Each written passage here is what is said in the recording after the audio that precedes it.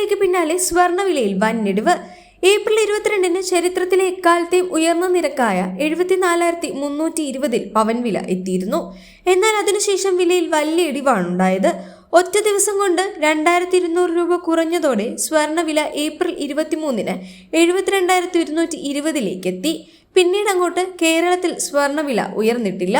April 24 മുതൽ 27 വരെ 72,040 എന്ന നിരക്കിലാണ് കേരളത്തിൽ സ്വർണം വ്യാപാരം നടത്തിയത്.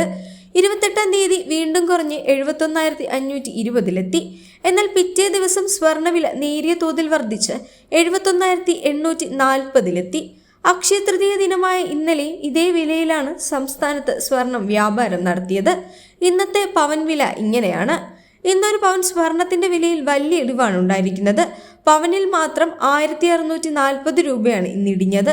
ഇതോടെ ഇന്ന് 22 ക്യാരറ്റ് സ്വർണത്തിന്റെ പവൻ വില 70,200 കുറഞ്ഞു. ഏപ്രിൽ 16-ന് ശേഷം ആദ്യമായാണ് 70,000 പവൻ വില താഴുന്നത്. സ്വർണം ഗ്രാമിന് 205 രൂപയാണ് കുറഞ്ഞിരിക്കുന്നത്.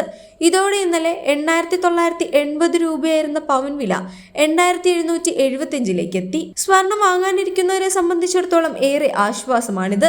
അന്താരാഷ്ട്ര സാമ്പത്തിക അനിശ്ചിതാവസ്ഥ സാഹചര്യം നീങ്ങുന്നതാണ് സ്വർണത്തിന്റെ വിലയിടിവിന് കാരണം.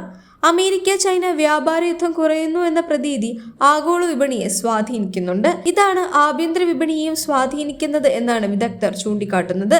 ഇന്നലെ അക്ഷയ തൃതീയ ദിനത്തിൽ സ്വർണ്ണവിലയിൽ മാറ്റമുണ്ടായിരുന്നില്ല. എങ്കിലും ഉപഭോക്താക്കൾ കൂട്ടത്തോടെ ജ്വല്ലറിയിലേക്ക് എത്തിയിരുന്നു.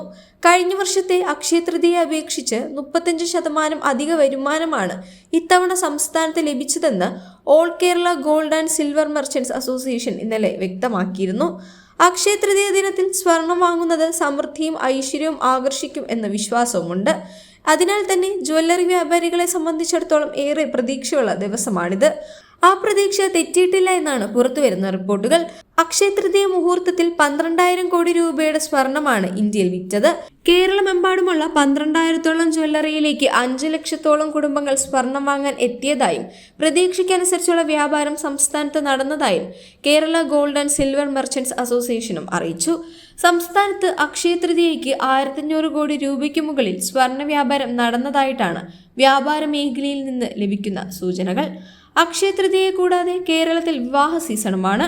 വിവാഹത്തിന് ആഭരണമായാണ് എല്ലാവരും സ്വർണം വാങ്ങുക എന്നതിനാൽ തന്നെ വ്യാപാരികൾക്ക് ലാഭം ലഭിക്കുന്നത് ഇതുവഴിയാണ്. ആഭരണമായി സ്വർണം വാങ്ങിക്കുമ്പോൾ GST, ഹോൾമാർക്കിംഗ് നിരക്കുകൾ എന്നിവയ്ക്ക് പുറമെ പണിക്കൂലി കൂടി ഈടാക്കാറുണ്ട്. ആഭരണത്തിന്റെ ഡിസൈനാണ് പണിക്കൂലി നിശ്ചയിക്കുന്നത്. Subscribe to One India and never miss an update.